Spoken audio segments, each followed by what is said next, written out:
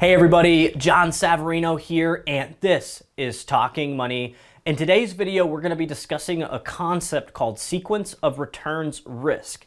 Now, sequence of returns risk is if you're taking distributions from your portfolio or some type of investments, what are the sequence of those returns look like, and what they do look like is going to impact how long that money is going to last. As many of you know, I wrote an article for Yahoo Finance with regard to compounding interest, not only how it can work in your favor, but it can work against you if you don't have enough time.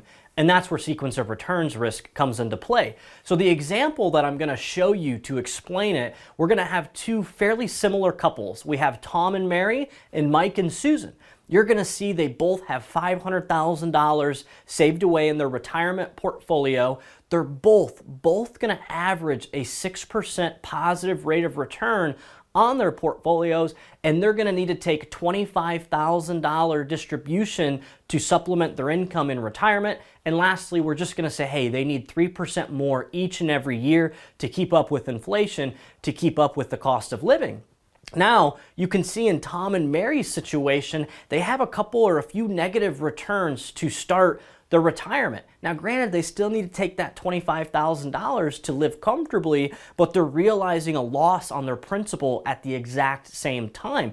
And as you start to follow Tom and Mary's situation all the way down, you can see eating into that principal, right? Experiencing negative returns to start retirement, it leads them to run out of money in their late 70s. Not good. Mike and Susan, on the other hand, same situation, except they're getting positive returns, right? They're getting propelled into retirement that if you go later down the line when they start to experience negative returns, it does not matter because how compounding interest propelled them, into retirement. Now, how do they average the same rate of return?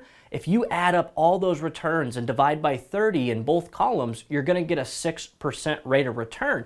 So trying to hit a home run and the occasional strikeout when it comes to investing is fine when you have a long time horizon and don't need to take distributions. But when you're in what I call the retirement red zone, within 10 years or less of taking distributions, such as Tom and Mary and Mike and Susan, now's the time that we need to start building around what we call sequence of returns risk to prevent it from impacting our portfolio and running out of money.